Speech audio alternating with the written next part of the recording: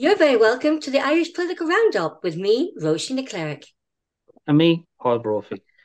Roisin, who do we have on this evening? Well, Paul, we have Senator Craughwell on with us tonight, and we're talking all things defence forces, women of honour, the hate speech law, and also the gender ideology, and all about the definition of a woman that is going around here. So, yeah, you're very, very welcome, Senator Craughwell. Thank you very much indeed. And I'm sorry that I'm walking along Stephen's Green as we're speaking, but hopefully we'll get through this evening. Well, nothing like a St. Stephen's Green for all our international viewers and listeners, anyway. Absolutely. Absolutely. And George, you got elected to the Seanad in 2014. I suppose, what was your motivation at the time as regards wanting to stand for the Seanad? Yeah, the motivation in 2014 was I was completely disillusioned by the political system. And the option came up, there was a by-election in the Seanad, and I used the by-election to sort of get some, I suppose, hands-on experience for electoral purposes, never expecting to be elected. And lo and behold, strange things happened sometime and I was elected. Yeah, and the Seanad, is it a different type of politics that we see in the Seanad versus the Dáil? You know, the Dáil can be a little bit more adversarial and maybe sometimes Punch and Judy and playing to the gallery and stuff like that. Or is the Seanad somewhat different, or is yeah, you're right. The Seanad is somewhat different.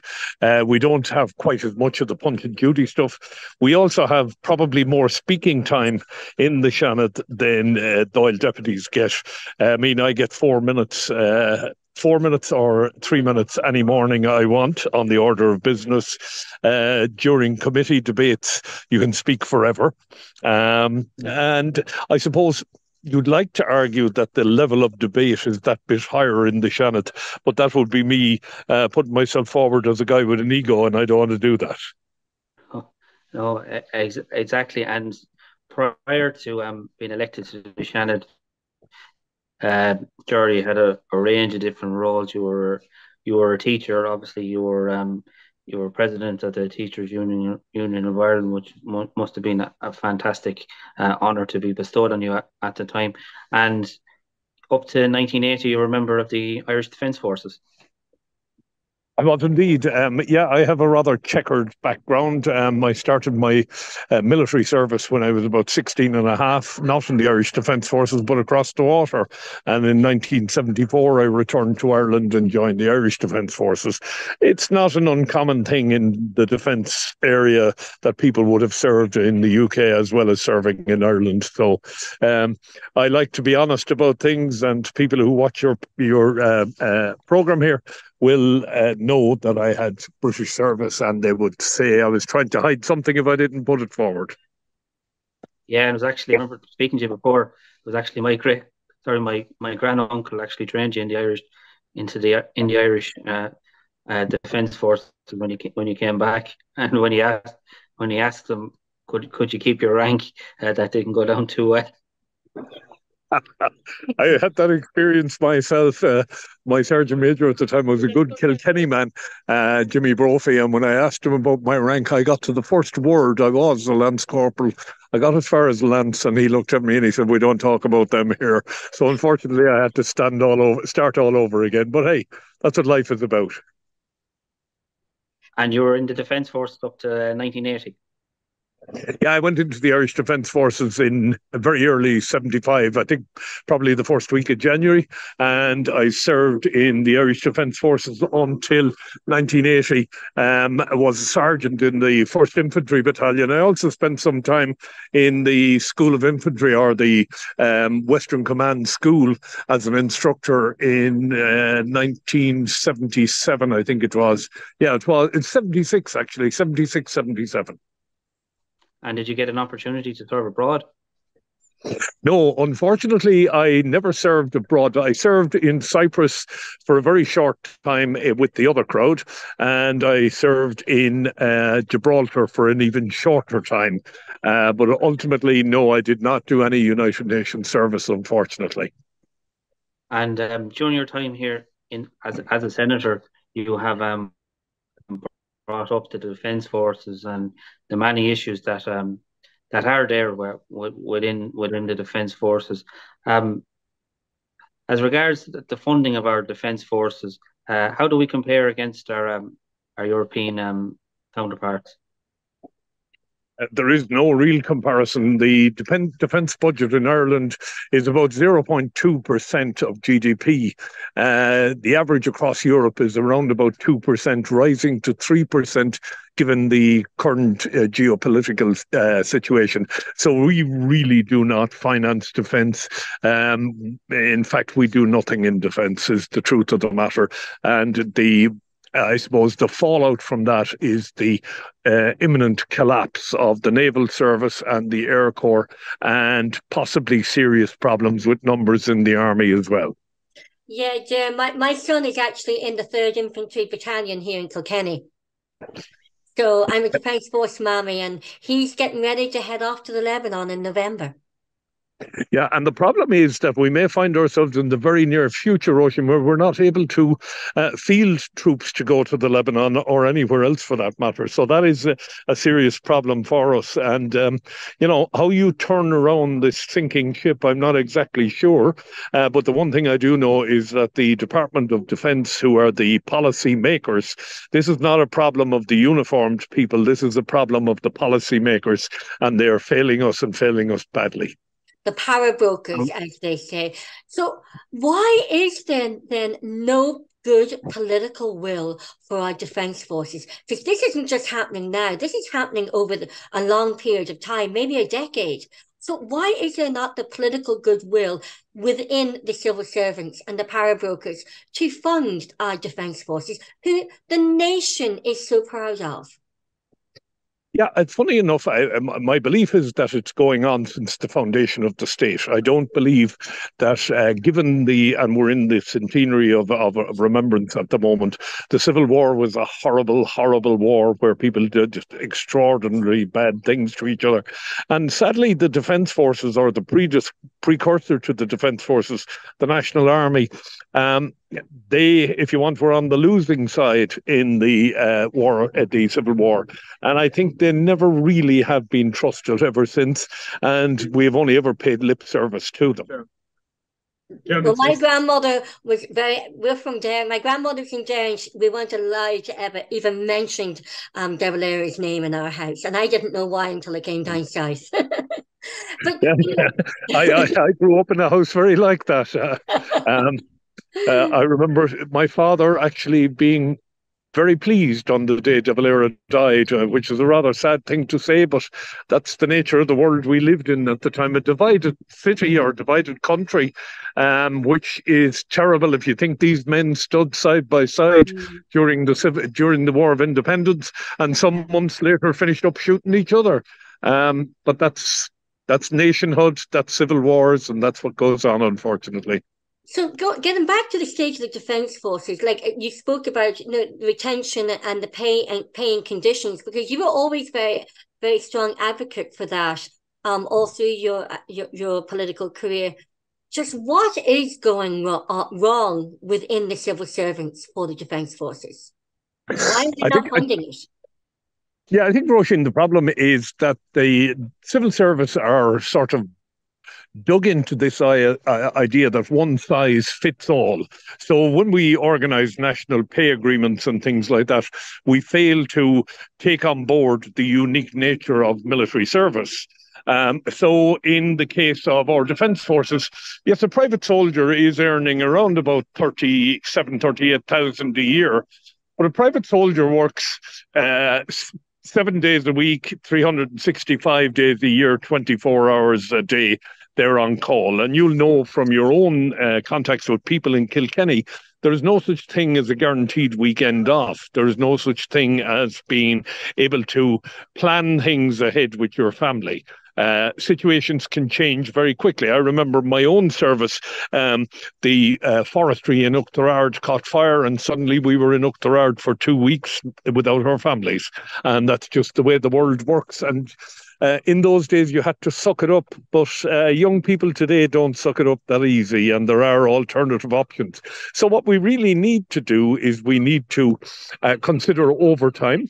If you were in any other job, you'd get overtime. A soldier doing a 24-hour duty gets around about €20 after tax. That's 24 hours away from their family.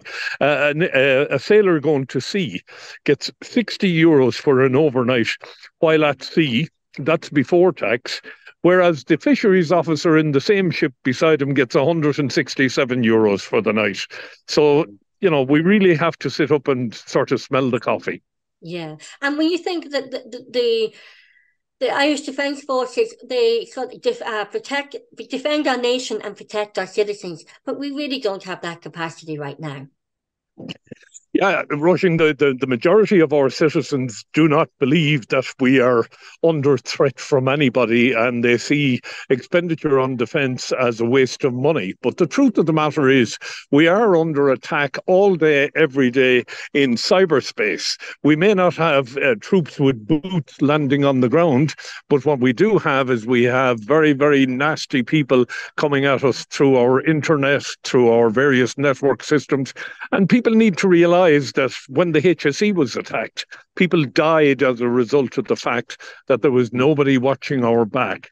Because they died because the HSE lost the automated IT-based systems for calling people to appointments, for managing hospitals, etc., etc. So people need to wake up and realise that defence is many, many different things. It's not all about people with guns. And, we talk about the Defence Forces. We also have this awful issue of the women of honour and women not being respected within our defence forces by, all the sexual issues and intimidation. So, and what's your thoughts on the women of honour? Yeah, the women of honour issue, well, I've got a couple of things to say on that. First and foremost, those women deserve nothing but the greatest of praise for having the courage to come out. It's not easy to come out and actually admit that you have been subjected to sexual harassment, sexual violence, bullying, or any of those things, particularly as a woman, because there is a tendency in society to say, her dress was too short, or her neckline was too low, or she brought it on herself. Those women were decent serving people who were subjected to horrendous carry on. Now, we then put together an independent review group to look at what happened. And I believe that the report on that review group was absolutely outrageous. Yeah. It could have been solved very, very quickly if we, a one-sentence report, we need a sworn inquiry, because that's what we need. We don't need opinions. We don't need hearsay. We need a sworn inquiry. And those who were responsible for in any way intimidating men or women, sexually abusing men or women, need to be found, brought before the courts, and I believe they need jail once it's proved. And, had those women not stood up and come forward with their story, we wouldn't know what was happening and we wouldn't be able to do anything about it. But now we need to clean it up, and clean it up fast. By the way, it's not only the Defence Forces. It's going on in the health service. It's going on in the prison service. It's going on everywhere. Us guys in Ireland have to grow up and realise women are just other human beings. They are not objects of desire. Well, they may be objects of desire, but they're certainly not there for our use. And, guys need to be brave enough, if they see sexual harassment, they need to be brave enough to stand up and say, hey, look, back off and leave that woman alone. It shocks me, and there's even a report in today's paper about young girls in school and sexual approaches by teachers. And one girl in particular, if I recall correctly, said she felt uncomfortable reporting it because the teacher would have been well got with the staff. And that is the problem. We have to be prepared to believe somebody immediately they come forward and say, I have been abused sexually or physically or harassed. Then we have to immediately initiate an investigation, find the perpetrator and take them out of society. That's my view on them. Do you think, Senator Craughwell, since the foundation estate, when the women were airbrushed out of historic photographs, and then we had the marriage bar, then we had the mother and baby homes, then the cervical check scandal, the mother of honor, and the list is endless. And now we have the issue of the definition of a woman. In your opinion, do the civil servants and political establishment and really as a culture, does Irish society respect, value and appreciate women? You know, you've asked a whole load of questions there, and I'm going to try and deal with them together. Let's go back to the women who fought in the War of Independence. One of the finest military leaders we had in the War of Independence was a woman. And damn me, they fought her all the way to give her a pension. They fought her all the way to recognise, forgive me, the lady's name slipped my mind, but I do know she was a commander in Cork. And they just ignored her contribution to the War of Independence. Going forward then to Noel Brown and the women of honor, or not women of honor, the mother and babies and all of that. It is outrageous what we've done. And by the way, the professional class in Ireland knew what was going on right through this. The church tried to stop Brown doing what he done. And then we had on the other side, the church and their various organs managing young girls who were brought in some cases, just because they were good looking. I remember being in a Magdalen laundry myself, and there was an extremely attractive girl in there, and her father had brought her in. Her father brought her in because she was good looking and he didn't want any man having access to her. A lot of the girls that were in the Magdalen laundry in Galway were Down syndrome, or what we would have called years ago a bit on the slow side. The way we treated them, you know, even today, not one guy has come forward and say, actually, I fathered a child. Yeah. And there are millions of them out there, let's be honest about it. They had their pleasure and they walked away. And then we had the situation where a girl that fell pregnant, which is an awful term, really. She didn't fall anywhere. She participated in the most natural thing in the world. But once she was pregnant, the first thing we wanted to do was get them out of society as quickly as we could. And we sent them off to, if you were wealthy, I'm going back to my own time, if you were wealthy, you were sent to a kind Christian family who looked after you during your pregnancy. You went in, had the baby was handed over and you went home, and it was like as if nothing happened. It was a question of, she was away on her holidays and she's back now, and sure, we're all delighted to have her back. But then the poorer kids were put into these horrible institutions like Bessborough and places like that. And then we see what has happened in Clune.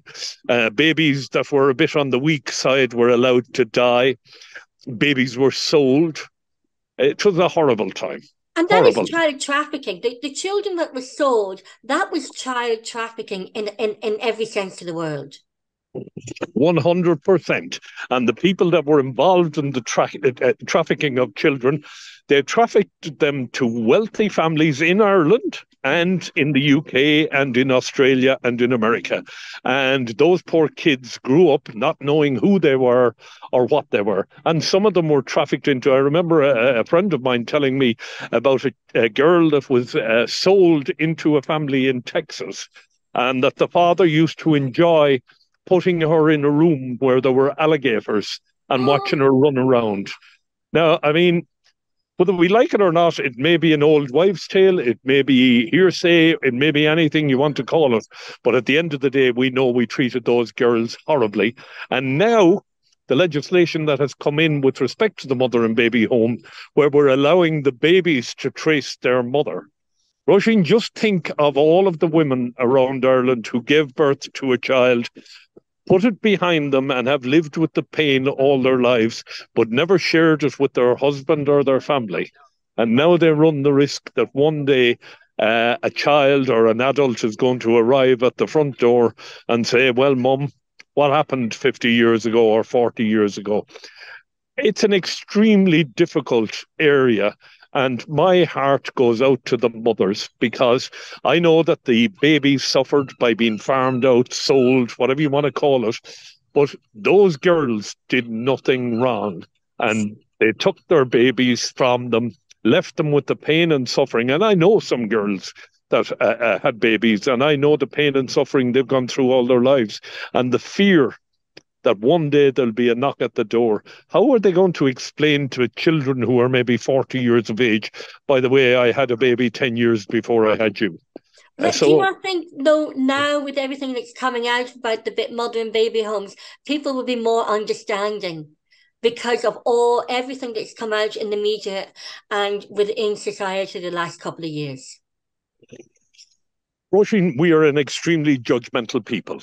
I think a lot of people would. I think, there are very decent people out there who will immediately feel the pain and suffering that those women went through and will want to do everything they can for them. There will be the other ones that will refer to them as loose women who were prepared to go to bed with anybody, and what's their bloody problem? They weren't. They were just like you and me, decent girls. What did they do wrong? I mean, our children today are enjoying sexual activity, and nobody seems to see anything wrong with it. But those girls, it might have been a once-off moment. It might have been anything. And well, look, they might have been raped. They might have been raped. It might have been incest. It might have been against their will. And we don't know. And it's just a real crying shame that Ireland is such a judgmental country.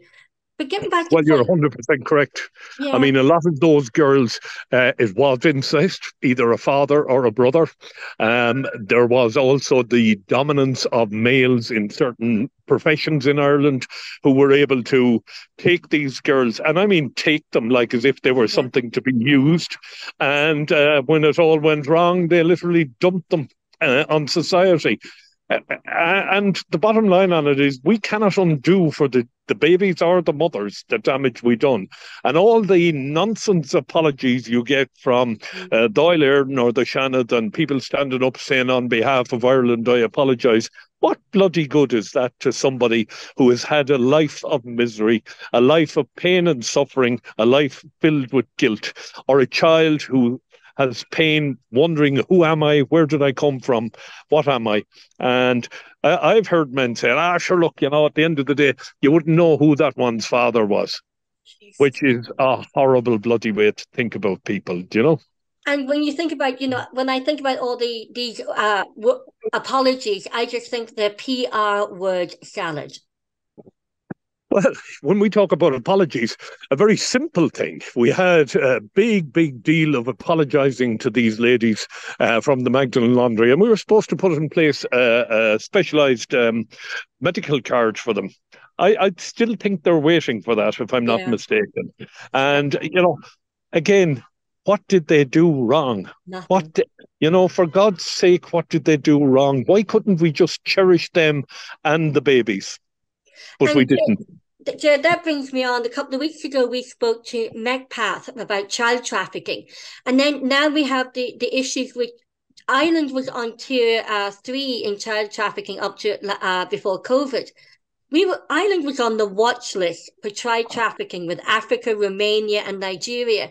And here we have, people don't understand, child trafficking is rife in Ireland. It's in every town, every village, every county and city in Ireland.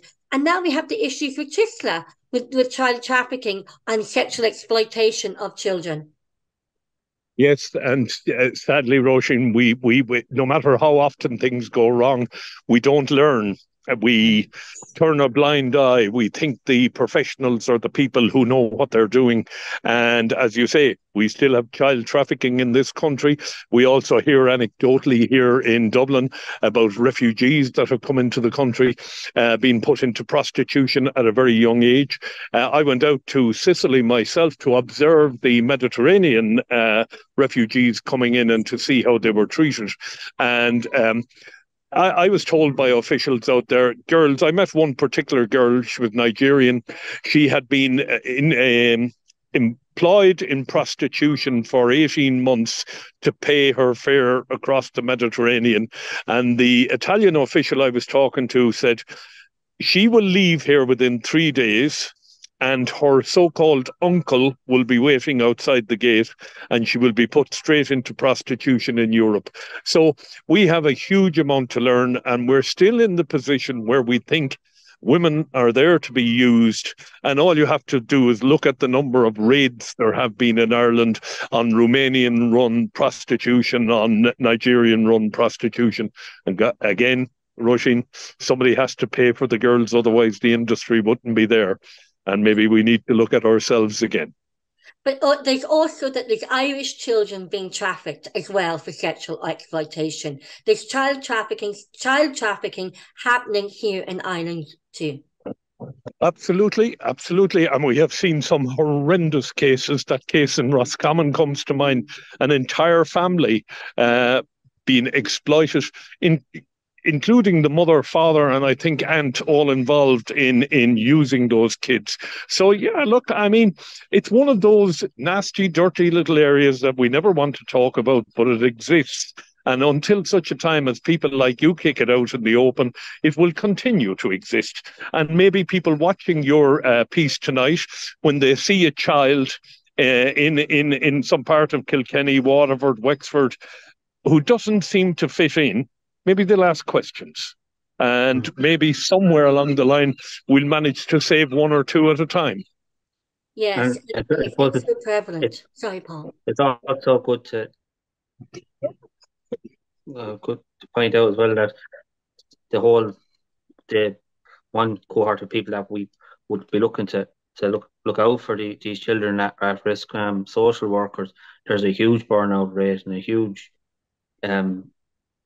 that can have difficulty filling social workplace. So it just goes to show how difficult that job can be. But Gerard, just going back to the Defence Forces for a minute, as you said, the world is changing and Ireland has been known as a neutral country. But where do you stand on Ireland's neutrality from now into the future?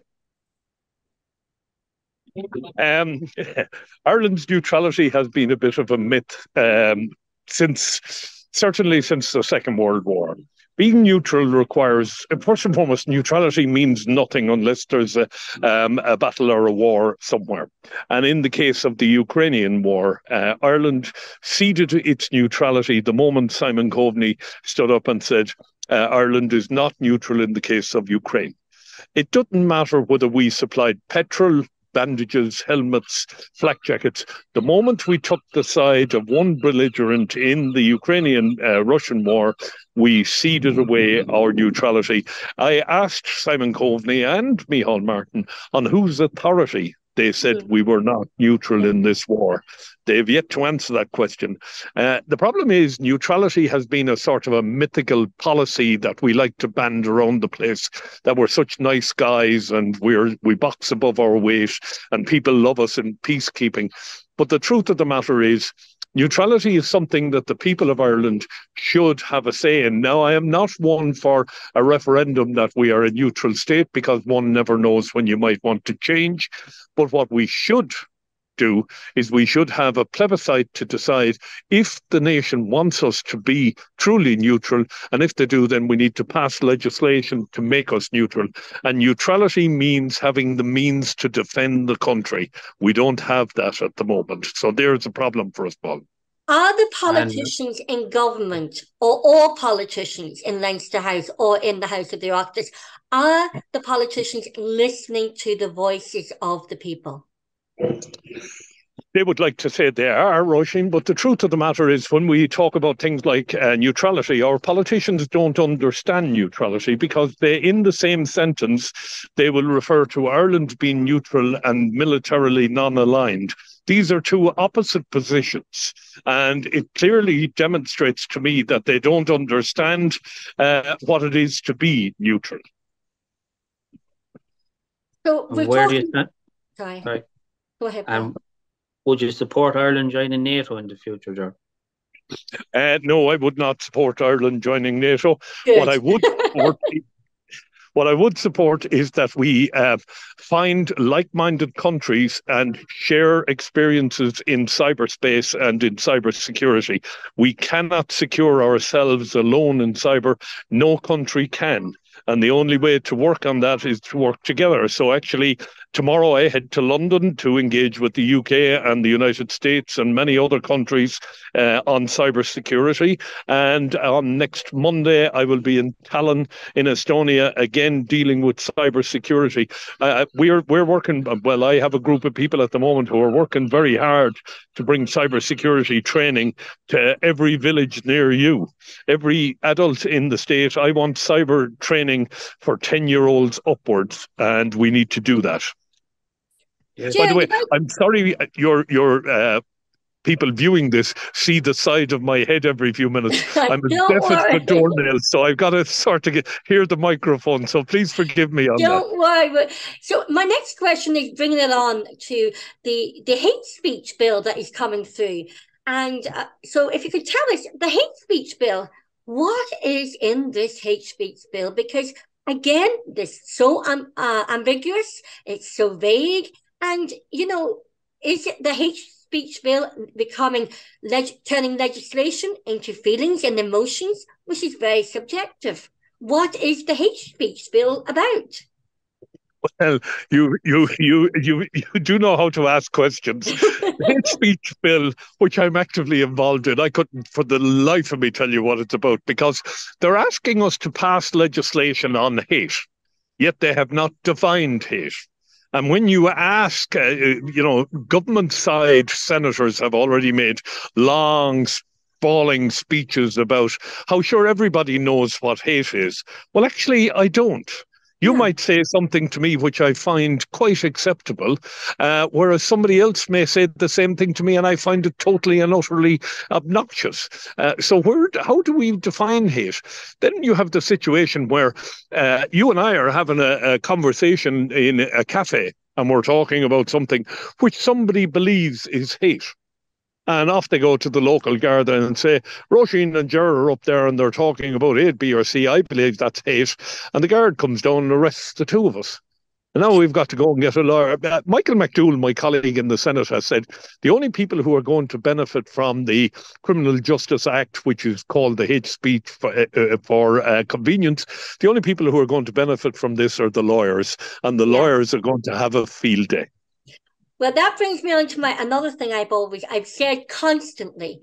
You know, the lawyers are waiting in the wings for someone to bring up a defamation case against someone being called right-winged. Oh, God, yeah. That's coming down the line very quickly. By the way, I've been recently called right-wing myself. And no one's dared call me that yet. I could never see myself there, you know. I'm quite sort of centrist in my views, but I am very strong in some of the particular areas that I object to. And from that point of view, if that's what being right-wing is about, well, then I'm right-wing. Thanks very much. I'll have that. Thank you.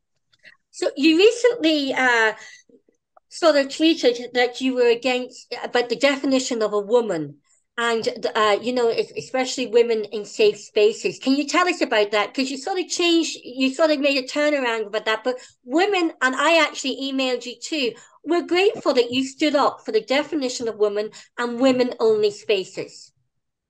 Yeah, the Gender Recognition Bill, which we passed in 2015, or the Gender Recognition Act, as it's now known, I believe it was a compassionate thing to do at the time, but we were lobbied very much by one side in this equation, and that was those who were of gender ideology. And I think it's Section 8 of the bill allows me to seek a certificate from the minister changing my gender. Now, we get into all sorts of trouble when we talk about gender.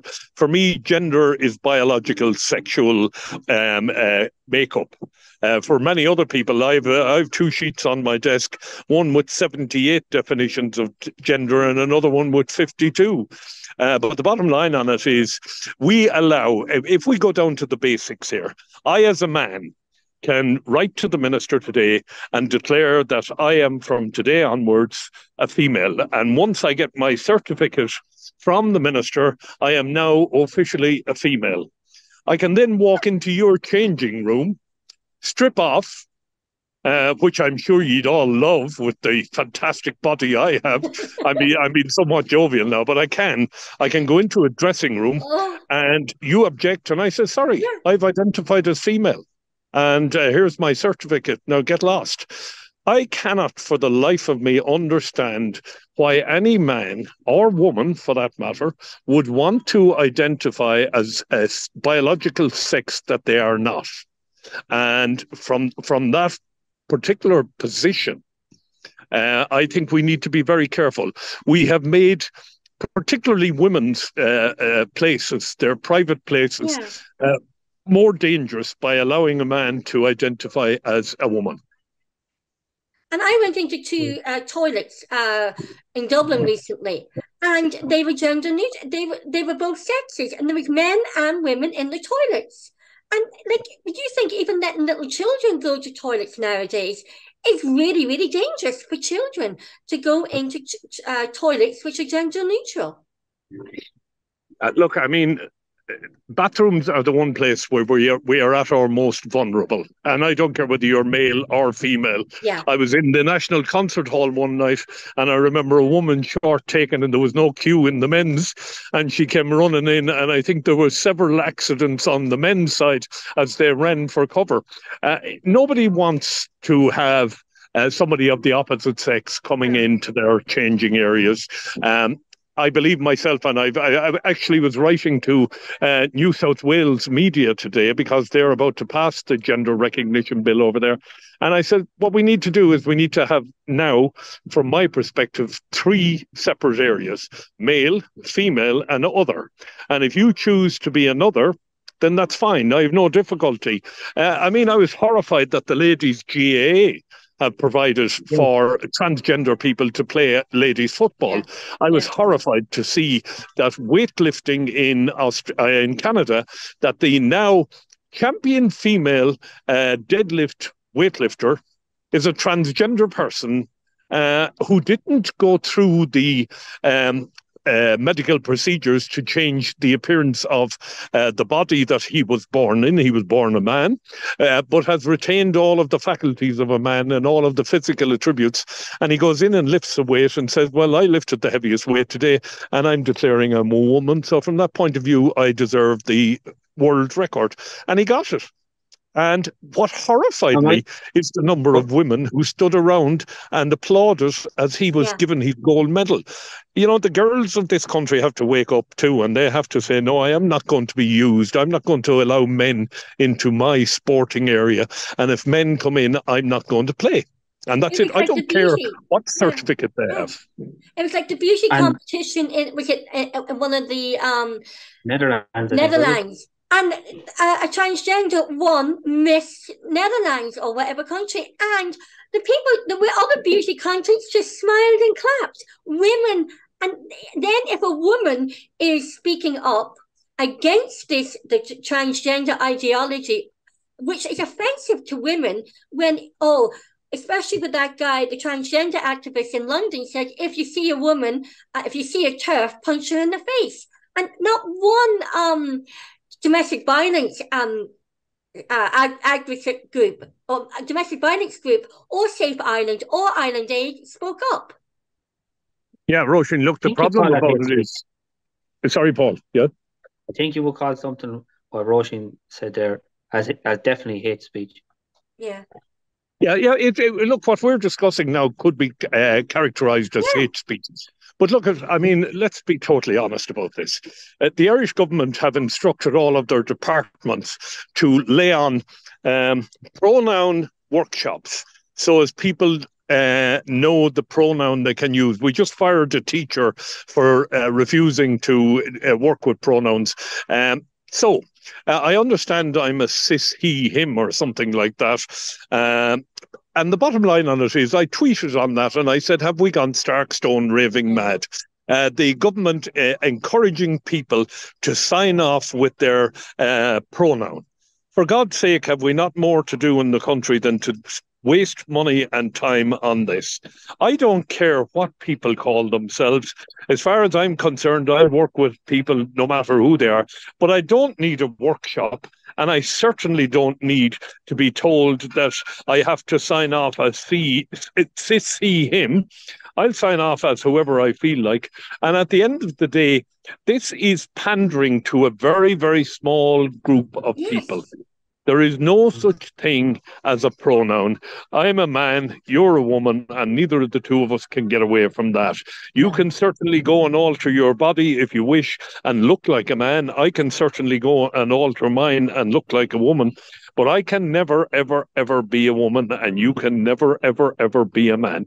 And by the way, I am acutely aware of the fact that sometimes children are born nondescript, and that medical professionals have to make a decision as to whether the child is male or female, and sometimes they get it wrong. So you can have a child that had, because of treatment, has, I suppose, ended up a particular gender, which is not really what they were. And there's nothing we can do about that except for be compassionate towards it. I have no difficulty with transgender people whatsoever. No, I don't either. But a true transgender person does not want to lift weights in a women's competition while retaining the physical attributes and physical makeup of a man. A true transgender person, they go through horrendous internal conflict. They go through horrendous mental anguish, and some of them go on and go through horrendous surgery. And for me, it is only those who go as far as surgery that I am prepared to listen to. I am no longer prepared to listen to people who believe they can declare their gender on a whim. And I think we need to repeal that piece of legislation and do it quickly. And that brings me, I have no issues of anyone becoming a transgender as long as they're over 21. Because I think 18 is too young. But if anyone just makes that adult conscious decision to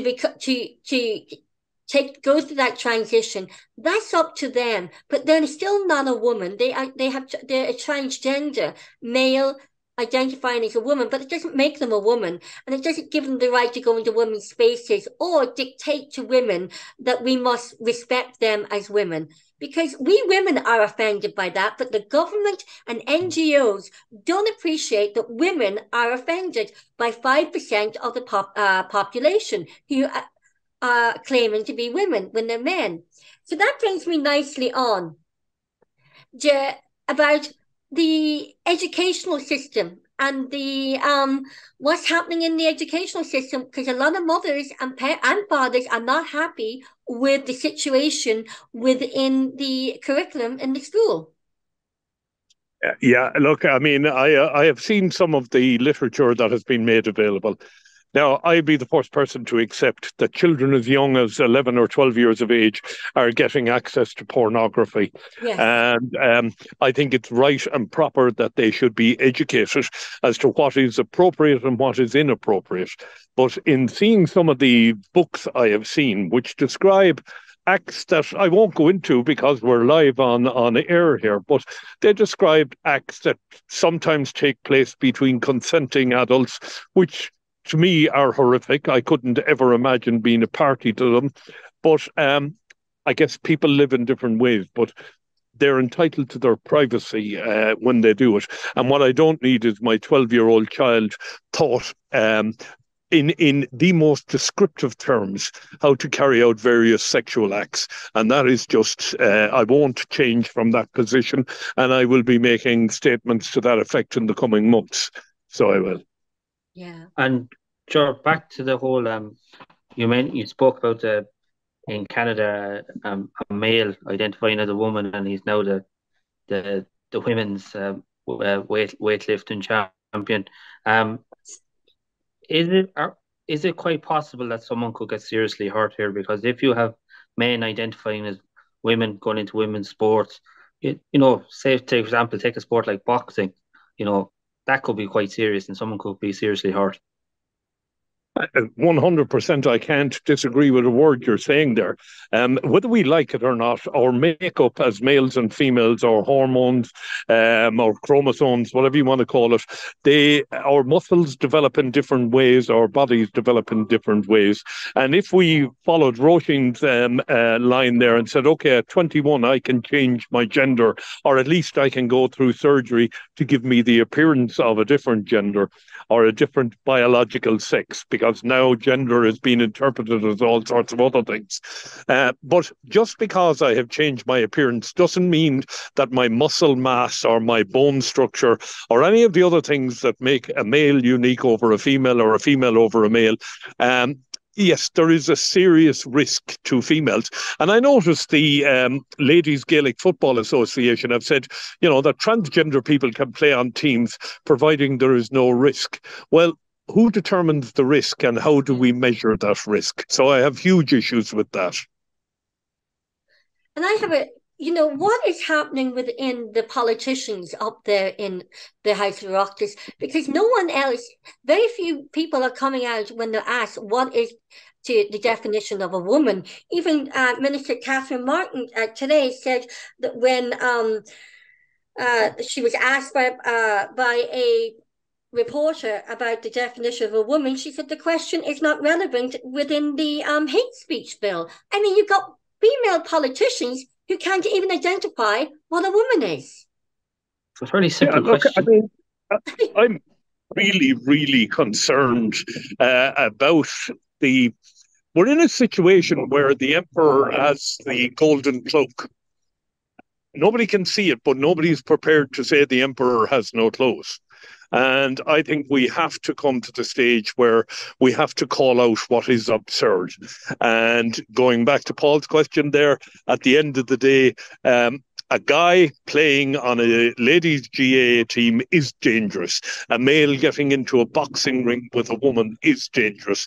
There are some sports where both genders can play with safety, but I would be extremely concerned where physical sports involve transgender people on either side. It's a risk for a female transgender person or a male transgender person. So, you and I will be hated tonight because of this recording, because people, you can't speak out. Oh my God, you can't talk about that. Well, to hell with that. It's time we brought it out into the public. I believe most of the people you live around, they don't think about this, but when you explain it to them, they're absolutely horrified. And what we need to do is we need politicians to get up off their bums and actually talk about the problems. We passed a bill with the best of intentions, but sadly, the latent aspect of that bill is we now have a situation where women are no longer safe in dressing rooms, where female sports are being interfered with by transgender people. We got to put a stop to this and get back to a society where we all knew where we stood. So I'm happy with male, female and other, and I would propose that, and I think we need to rectify the bill to that point. What about the puberty blockers? Is that not immoral, and is that not child abuse? Roisin, when I'm hearing that puberty blockers are being prescribed for children as young as 8 years of age, I am absolutely horrified. I just, I look at my nieces and nephews, I look at my sister's grandchildren, I look at little kids walking around town here. What 8-year-old even thinks about their body in that way? It is just laughable that we're doing that. I respect some of them, but I have some serious concerns where some medical professions, particularly over in the UK there, where ideology becomes fact and fact becomes the adjustment to a child's physical makeup and the use of beta blockers. We really have to examine this in more detail. If there was a tablet to make you anorexic, for example, do you think we should be prescribing it? I don't think so. I can't speak on the medical aspects of this, but I would believe that the medical profession have to have a debate in the open. They have to be prepared to talk to people and explain what's going on. Yeah. The hate speech bill. Have you any more questions, Paul? Before, because what I would like to ask about the hate speech bill, now has it become where our thoughts are being policed? No, how can our thoughts be policed? It's like someone's going to make an assumption that we think something, so that could be classed as a hate speech. Our houses can be searched, we can be arrested, and you don't even have to intend to spread hate material. The guards just have to suspect that we might spread it. You even think, yeah. Yeah, what we actually need, where the hate speech bill is concerned, we need ordinary people to contact their TDs and their senators and say, I do not want this legislation to pass. We need to do that, and we need to do it quickly, because if they don't do that, we're in serious trouble. And George, do you think if the hate speech bill is passed, and as you said, that this could be manna for heaven for the legal profession, but the ability to debate and kind of agree and disagree with people, it's an important skill. So the fact that this legislation is there that's going to very much deter all types of debate across all parts of society. I know in the Dáil and the Rock there's parliamentary privilege, but it could this legislation, something like this, turn us intellectually very lazy? My own belief is it could. My own belief is that we're moving down very dangerous roads with respect to legislation. All of the legislation we've been speaking about this evening, we're moving into very dangerous areas, and I think we need to step back and think about what we're doing and think about the impact that will have on society over time. So from that point of view, I would plead with people to get out there, make contact with the minister and say, for God's sake, cop yourself on. This really can't go ahead in its present form. None of us want to see people subjected to hate, but this just cannot go ahead in its current form, and we need to step back from it. And as well, so if you would give just three, because it's getting dark there, we can see you standing underneath a lamp there in St. Stephen's Green. If you were to give one piece of advice to the Defence Forces, one piece of advice to the Women of Honour, and one piece of advice to the women of Ireland regarding the definition of a woman, what would them three pieces of advice be? Okay, where the Defence Forces is concerned, I would say to the Minister, take hold of your brief. Find somebody who understands what's going on in the Defence Forces and listen to them for advice, because your department is ineffectual and unable to come to terms. The Women of Honour, I would say to the Women of Honour, congratulations to you, but I would say to the women who have not yet spoken out in every aspect or every part of society who have been subjected to any form of sexual harassment, come forward, speak, we'll hear you. We'll listen to you, we'll believe you. And finally, when we talk about women in general, I would say to my sisters, to my wife, my daughter, to those women I love and cherish around me, and those women I have never met, I would say, please open your minds, let your voice be heard. Don't be silent. They are changing the world for you, and you're sitting on your hands while it's changing. We all love women and men. At the end of the day, all we want is to be allowed to live normal lives. And for me, a normal life is a life where I can walk into my dressing room in a gymnasium, take off my clothes, and feel fairly confident that the only person who will be in there is another man. Similarly, I would like to think that my daughter could walk into any changing room and change and feel safe. Similarly, the one or two transgender people I have met who were extremely genuine people, I would like to think that there's a safe place for them. Yeah. And that safe place is not in with me and not in with you, but in their own space. So I think we're going to, I would ask that we have toilets that are marked him, her, and other. changing rooms that are him, her, and other, sporting competitions that are him, her, or other, and so on and so forth. I think we've got to make room for everybody in this world, but we can't all be banged into the same square hole with round pegs. And so we can't leave out the toilets for the disabilities either. We have to keep them in there. Otherwise, your colleague, Dr. Clune, will be ringing your phone tomorrow. Absolutely, I agree wholeheartedly with you, Roisin.